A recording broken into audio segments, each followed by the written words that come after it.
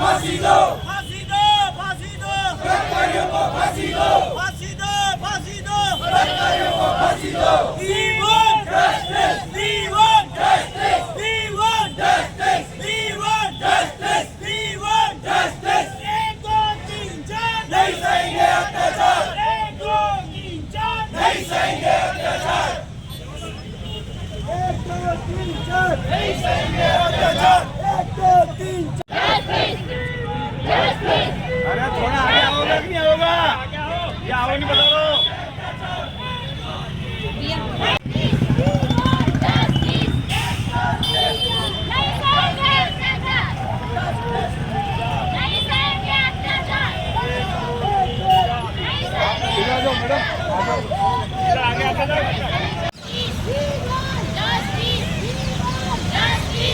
चलते रहो।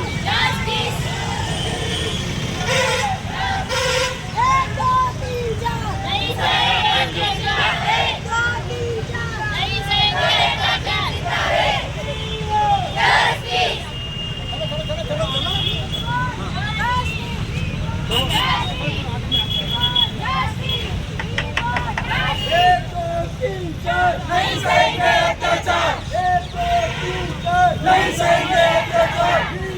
Justice, justice, justice। तेरे कातिल जिंदा है, बहन हम शर्मिंदा है, तेरे कातिल जिंदा है। एक दो तीन चार नहीं सहेंगे अत्याचार, एक दो तीन चार नहीं सहेंगे अत्याचार, एक दो तीन चार। We want justice।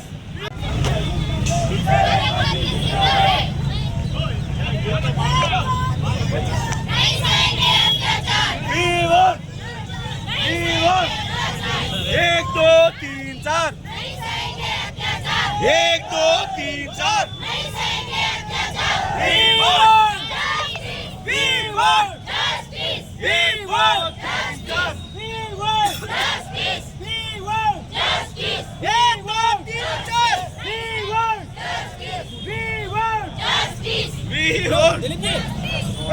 एक दो तीन चार नहीं सहेंगे अत्याचार, एक दो तीन चार नहीं सहेंगे अत्याचार। बहन हम शर्मिंदा है, तेरे कातिल जिंदा है, बहन हम शर्मिंदा है, तेरे कातिल जिंदा है। एक दो तीन चार,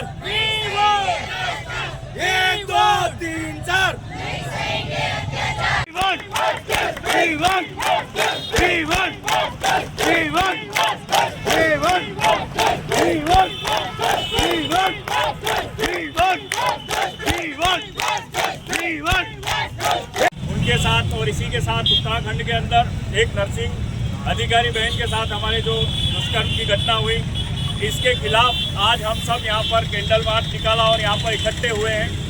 साथ ही इस तरह की घटनाएं आगे ना हो और तथा चिकित्सीय कार्य करते हुए हम सभी को सुरक्षा मिले, इसके लिए हम सरकार से मांग करते हैं कि सख्त से सख्त कानून बने तथा हमको सुरक्षा प्रदान की जाए और जो हमारी बहनों के साथ ये अत्याचार हुए हैं उनके लिए विशेष रूप से उनको सख्त से सख्त सजा मिले। डॉक्टर बहन के साथ जो अत्याचार हुआ, मर्डर हुआ, ये नहीं होना चाहिए। ये हमने इसके लिए रैली निकाली और हम चाहते हैं कि चिकित्सक और नर्सिंग सेवा में उनको कार्य के दौरान सरकार पूरी अच्छी प्रोटेक्शन उपलब्ध कराए। धन्यवाद। हमारी डॉक्टर बेटी के लिए जो दुखद घटना हुई उसके प्रति हम श्रद्धांजलि अर्पित करते हैं। हम परमपिता परमेश्वर से प्रार्थना करते हैं कि उसकी आत्मा को शांति प्रदान करे, स्वर्ग में स्थान दे। और चूँकि ये घटनाएं दिन पे दिन बढ़ती जा रही है, हिंदुस्तान जैसे सनातन देश में, धर्म में इस तरह की घटनाओं को हमने कभी सहन नहीं कर सकते।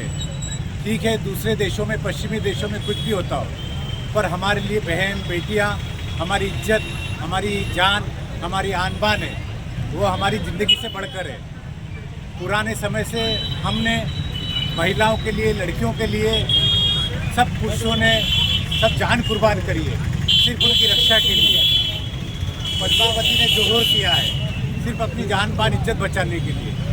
अब चूँकि हमारे जैसे नोबल प्रोफेशन में, जिसमें सबसे ज़्यादा महिला और लड़कियां हैं जो 24 घंटे काम करती है, ऐसा दूसरा कोई प्रोफेशन नहीं है, चाहे इंजीनियरिंग का हो, चाहे दूसरा कहीं पुलिस का भी हो, उनको भी सिर्फ दिन में ड्यूटी रहती है। पर हमारी 24 घंटे रहती है, ना आने का टाइम फिक्स है, ना जाने का टाइम फिक्स है, और कभी भी बुलाया जा सकता है। और सबसे ज़्यादा उनको फ्रंट स्टेज पर लड़ना पड़ता है। जो पुराने सीनियर डॉक्टर है वो तो बाद में आते हैं, जो फ्रंट में सब रेसिडेंट है, जो मरीजों का गुस्सा सहन करते हैं, इलाज करते हैं, गालियाँ खाते हैं, उसके बाद भी वो लगे रहते हैं। और हमारे प्रोफेशन में सबसे ज़्यादा महिलाएं हैं जो लोगों से, पुरुषों से भिड़ती है, वो कितना सहन करती होगी।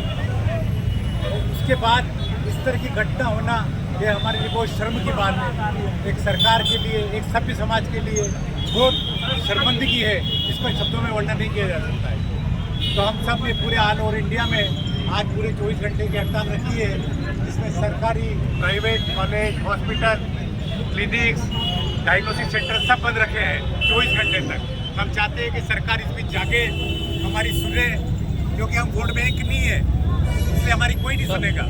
हम ऐसे ही रोते रहेंगे, हमारे साथ बार बार ऐसा होता रहेगा। और जब तक हम यूनाइट नहीं होंगे, जब तक हम प्रेशर नहीं बनाएंगे, तब तक सरकार नहीं जागेगी। और हम सरकार को जगाने के लिए आज पूरे इंडिया में प्रोटेस्ट कर रहे हैं। तो हम सरकार से चाहते हैं कि कम से कम और कुछ मत दो, सेंट्रल प्रोटेक्शन एक्ट तो बाकी चीज़ें मत दो, पर कम से कम महिलाओं और लड़कियों को सुरक्षा प्रदान करो, उनके लिए ड्यूटी रूम दो, उनकी सुरक्षा का इंतजाम करो।